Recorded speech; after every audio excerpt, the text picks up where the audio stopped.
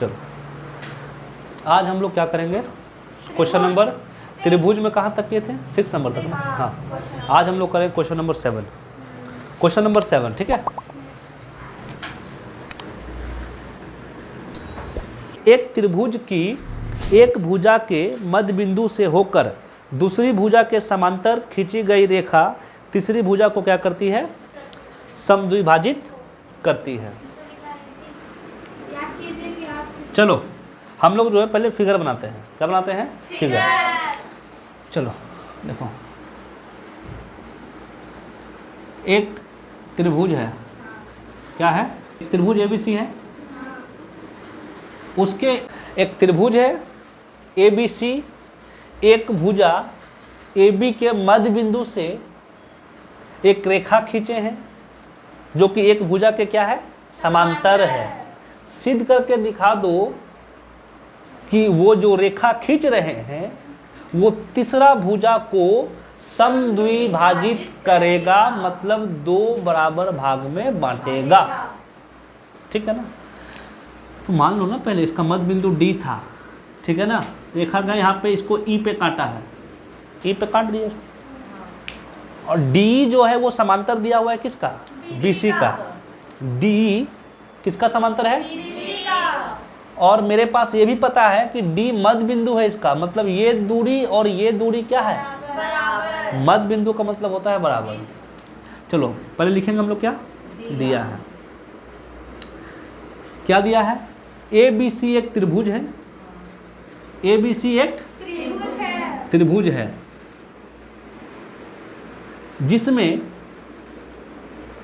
जिसमें भुजा AB के, एक भुजा AB है ना, AB के मध्य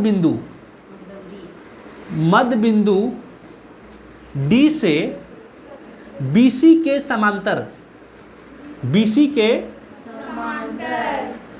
AB का मध्य बिंदु D है ना, तो मध्य बिंदु से BC के समांतर एक रेखा D खींचा गया है, यही ना है, मेरे पास दिया हुआ है। अब यहाँ पे सिद्ध करना है, क्या करना है, सिद्ध करना है। क्या सिद्ध करना है कि जो तीसरा भुजा पे जहाँ पे कट कर रहा है वो मध्य बिंदु होगा, मतलब ये दूरी और ये दूरी आपस में क्या होगा, बराबर। मतलब हम लोग को सिद्ध करके दिखाना है कि बिंदु E AC का मध्य बिंदु है, क्या है, मध्य बिंदु है। तो ये बात हम तभी बोल पाएंगे, अर्थात कब बोल पाएंगे, जब मेरा AE और EC क्या है, बराबर। मतलब सिद्ध करना में तुम ये भी लिखोगे तो भी चलेगा। सिर्फ क्या सिद्ध कर दे, AE बराबर EC। जिस दिन AE बराबर EC हो गया उस दिन हम लोग क्या बोलेंगे कि बिंदु E जो है AC का मध्य बिंदु है, क्या है, मध्य बिंदु। आते हैं प्रमाण में, किस में आते हैं, प्रमाण। अब प्रमाणित कैसे करेंगे, किसी भी त्रिभुज में बोले थे कि बाबू अगर एक समांतर भुजा दिख जाए जो किसी एक भुजा के समांतर है, फटाक से वहाँ पे क्या लगा देंगे, थेल्स प्रमेय। जब जब समांतर दिखेगा तब तब मुंह से निकलेगा क्या, थेल्स प्रमेय। आ जाओ, तो त्रिभुज ABC में, त्रिभुज ABC में ये बात पता है हम लोगों को कि D जो है समांतर है BC का, तो खुशी खुशी बोल सकते हैं क्या, AD बाई DB बराबर AE बाई EC। क्लियर। कहाँ से बाबू, थेल्स प्रमेय से। यहाँ तक कोई दिक्कत, अब बात करो आगे।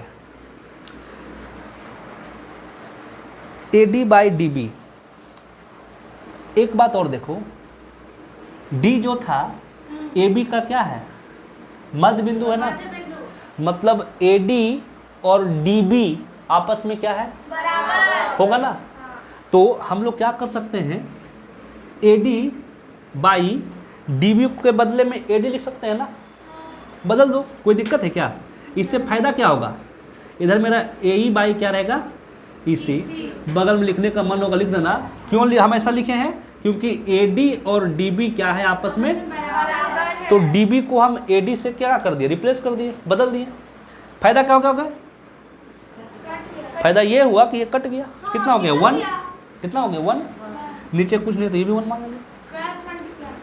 ए ई बटा ई सी क्या हो जाएगा, ए ई बराबर हो गया सिर्फ, ए ई बराबर ई सी हो गया। तो हम आराम से बोल सकते हैं क्या कि बिंदु जो रेखा डी है वो ए सी को क्या करता है, तो है ना बिंदु ई जो हुआ ए सी का क्या है, मध्य बिंदु है। क्वेश्चन नंबर 8,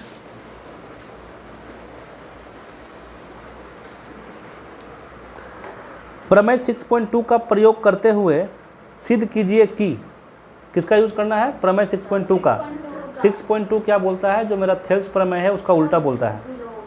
एक त्रिभुज की किन्हीं दो भुजाओं के मध्य बिंदुओं को मिलाने वाली रेखा तीसरी भुजा के समांतर होती है।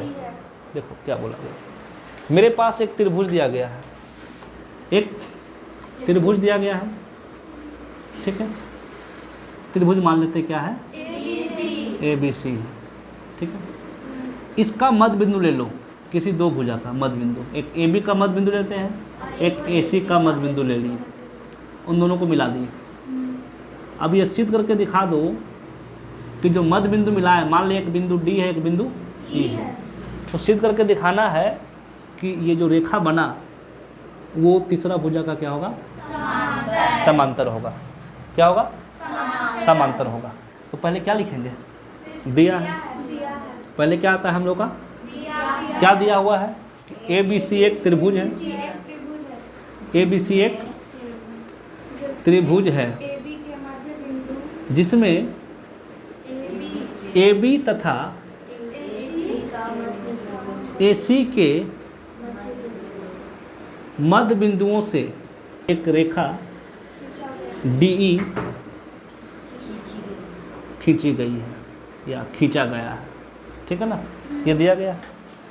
अच्छा, अब मध्य बिंदु है, इसका मतलब हो गया ए डी और डी बी दोनों आपस में क्या है, ए ई और ई सी आपस में क्या है, क्योंकि डी भी मेरा मध्य बिंदु है और ई भी मेरा क्या है, मध्य बिंदु। ये दूरी बराबर होगा, ये दूरी और ये दूरी आपस में क्या होगा, बराबर होगा। सिद्ध करना है, सिद्ध करना है ये जो रेखा खींचे हैं, क्या खींचे हैं, डी, वो तीसरा भुजा के समांतर होगा, डी समांतर क्या है, बी सी। चलो आते हैं प्रमाण में, किस में आते हैं, प्रमाण। अब बताओ यहाँ पे ए डी बटा डी बी और ए ई बटा ई सी, त्रिभुज ए बी सी में, ए बी सी में ये मध्य बिंदु है और ये भी मध्य बिंदु है, तो ए डी बराबर ए ई होगा, ए डी है, होगा कि नहीं होगा, होगा। और दूसरा बात क्या होगा, होगा। अच्छा, अब क्या कर दो इसको, डी बी से इसको भाग कर दो, दोनों को, दोनों तरफ A D by D B, तो ये डी बी कट के कितना हो जाएगा, 1। इधर आ जाओ, इसको किससे भाग कर लेंगे, इसी से, कितना हो जाएगा, ये भी, ये किसके बराबर है, ये किसके बराबर है, मतलब ये दोनों आपस में क्या होगा, A D by D B is equal to A E by A C. अब A D by D B बराबर है ए ई बाई ई सी का, तो थेल्स प्रमेय का विलोम लगा दे कि जब जब ये अनुपात अगर बराबर है तो ये भुजा क्या होगा, समांतर होगा, मतलब डी किसके समांतर होगा, बी सी के। तो यहाँ पर लोग बोल सकते हैं कि डी जो है समांतर होगा, क्यों, थेल्स प्रमेय के विलोम से। हो गया सिद्ध, प्रूव्ड, ठीक है बाबू। हम लोग आते हैं क्वेश्चन नंबर 9 में। देखो क्वेश्चन नंबर 9 क्या बोला है, ABCD एक समलंब है। क्या है? समलंब। जिसमें AB समांतर है DC का, ठीक है, तथा इसके विकर्ण परस्पर बिंदु O पर प्रतिच्छेद करते हैं। तो सिद्ध करके दिखाओ, दर्शाइए कि AO बाई BO बराबर है CO बाई DO का। देखो इधर मेरे पास एक समलंब है। समलंब किसको बोलते हैं पता है? जिसमें एक युग्म समांतर होता है और दूसरा युग्म क्या होता है? असमांतर होता है। असमांतर, छोटा नहीं, ठीक है। ये मेरे पास मान लो क्या है, एक समलंब है, ठीक है ना। ये A है, ये मेरा क्या है? समलंब है। समलंब में बोल दिया है एक भुजा समांतर है। कौन कौन बोला है? AB और DC समांतर है।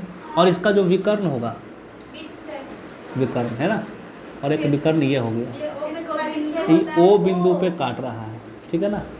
अब सिद्ध करके दिखाना है AO बाई BO बराबर CO बाई DO। क्लियर ना? तो पहले लिखो, दिया है,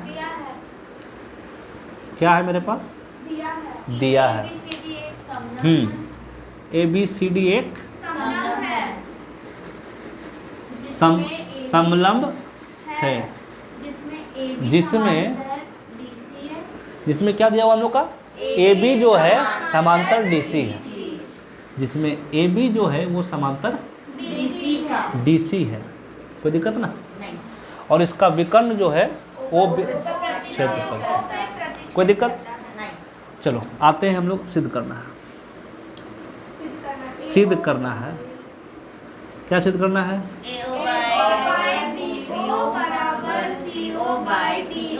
AO बाई BO बराबर CO बाई DO, ठीक है। इसको सिद्ध करने के लिए एक रचना करना पड़ता है। क्या करना पड़ता है? रचनाएं, ठीक है ना। ऐसे रचना का प्रयोग करते हैं प्रमेय में, लेकिन किसी किसी क्वेश्चन में पड़ता है। इसमें पड़ा है। क्या करना होगा? हम लोग यहाँ पे एक समांतर रेखा खींचेंगे, ठीक है ना। मान लेते हैं एक बिंदु M मान लेते हैं। क्या मान लेते हैं? ठीक है ना।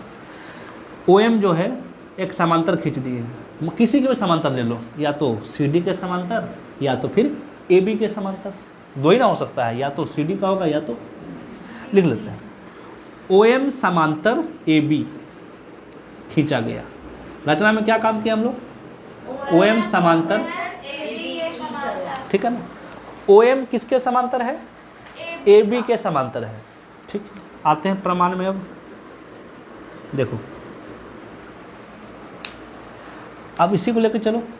OM समांतर AB है ना, तो OM जो है AB के समांतर है ना। त्रिभुज कौन सा बन रहा है?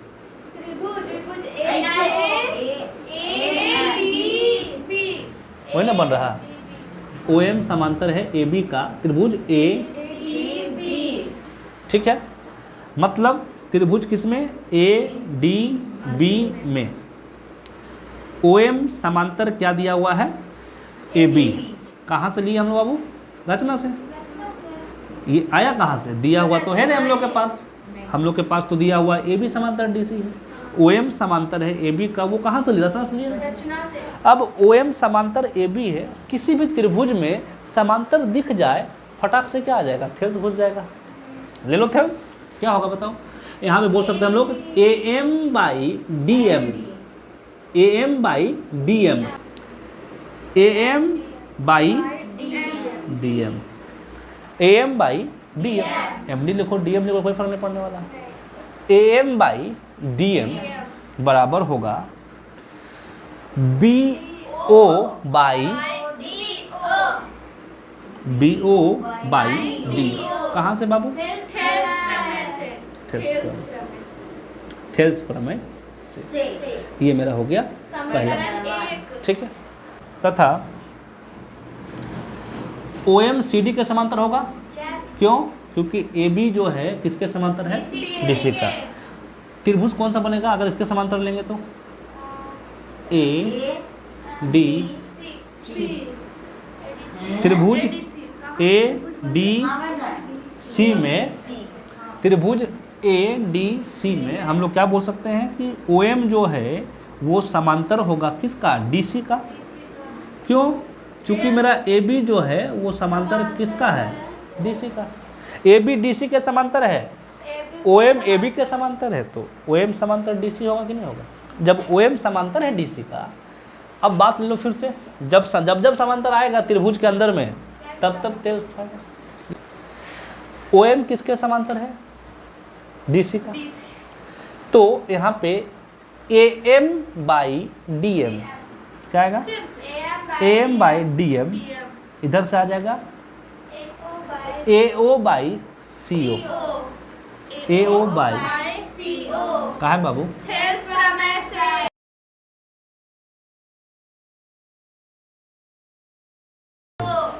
अब देखो एक और दो में कोई लक्षण दिख रहा है, हाँ सर, राइट साइड वाला मतलब लेफ्ट साइड वाला दोनों घर बराबर है। सेम ये लक्षण दिखता है ना करुणा का लक्षण कैसे दिखता है वैसे सबका कुछ ना कुछ लक्षण दिखता है। समीकरण 1 तथा 2 से अब बताओ, हम बोल सकते हैं कि मेरे पास जो होगा B O by D O और ए ओ बाई सी ओ बराबर होगा, क्या होगा, B O by D O बराबर ए ओ बाई सी ओ। लेकिन जो प्रूफ करना था ये तो ये है, तो यहाँ पे क्रॉस मल्टीप्लाई करेंगे, क्या करेंगे, क्रॉस मल्टीप्लाई, ए ओ गुना डी ओ बराबर बी ओ गुना सी ओ। अब मन मुताबिक ले आओ जिसको लाना चाहता है, ए ओ के नीचे में चाहते हैं बी ओ को तो आ जाएगा, क्योंकि जो गुना में रहता है वो कहाँ आता है, और सी ओ के नीचे में क्या चाहते हैं, डी ओ।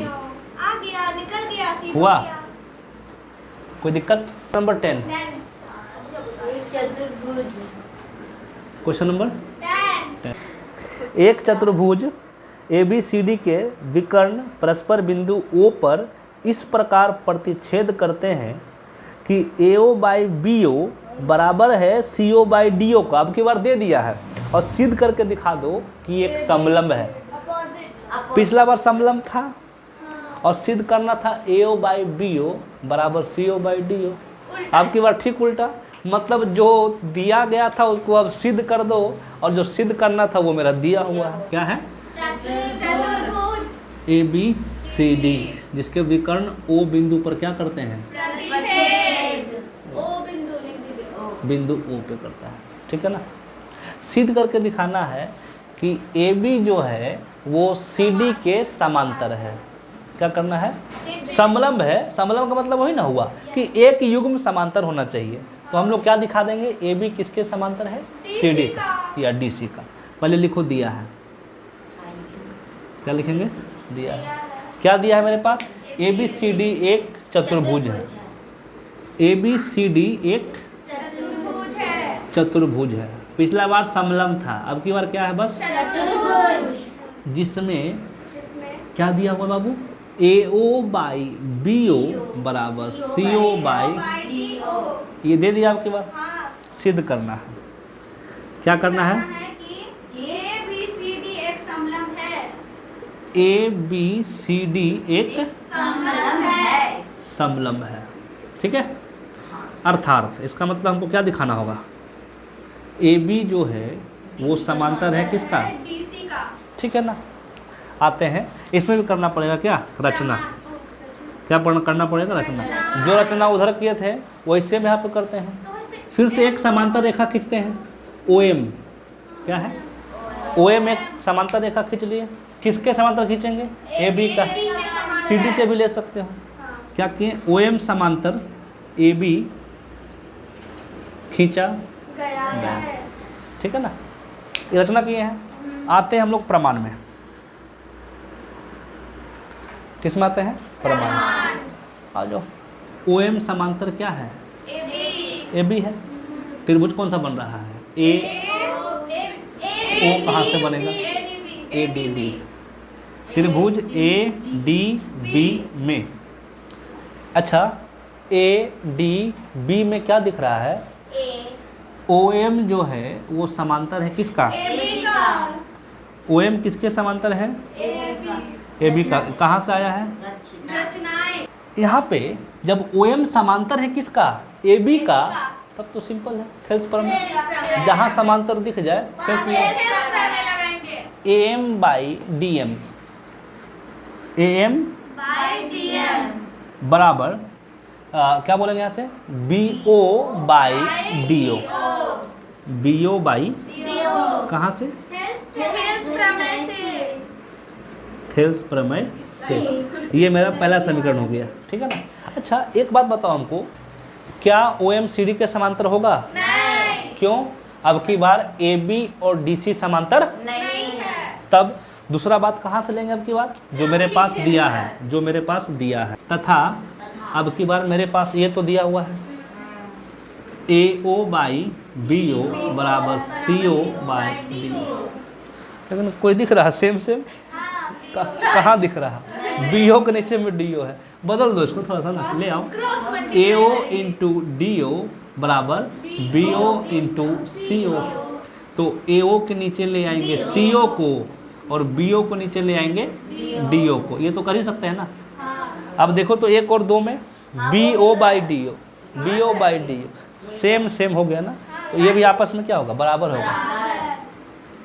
समीकरण 1 तथा AM बाई DM और AO by CO AM by DM बराबर है AO बाई CO का, प्रूफ होगा ना। AM बाई DM बराबर AO बाई CO, ये आ गया। अब देखो फिगर में थोड़ा सा, AM by DM AO by CO अनुपात बराबर दिखा, तो ये दोनों समांतर होगा। क्या है, विलोम, थेल्स प्रमेय का कि विलोम से क्या बोल सकते हैं, OM जो है इस DC के क्या होगा, समांतर होगा। इसलिए हम बोल सकते हैं OM जो होगा वो समांतर होगा किसका, DC का। क्या लिखोगे, थेल्स प्रमेय के विलोम से। थेल्स प्रमेय के विलोम से ना। विलोम से से। अब देखो यहाँ पे एक बात ध्यान रखना, अभी OM किसके समांतर था, DC का AB AB का। OM किसके समांतर है, DC का। एक ही लाइन इसके भी समांतर है और इसके भी समांतर, मतलब ये दोनों आपस में बराबर होगा ना। चूंकि मेरे पास मालूम था कि OM किसके समांतर है, AB का। ये कहाँ से आया था हम लोग देखे थे रचना से, OM समांतर DC, OM समांतर AB, इसलिए बोलेंगे कि AB जो है वो क्या होगा, समांतर होगा DC का। अब AB जो है समांतर है DC का, इसका मतलब क्या है, ये समलंब है। ABCD एक समलंब है। समलंब है, प्रूव्ड।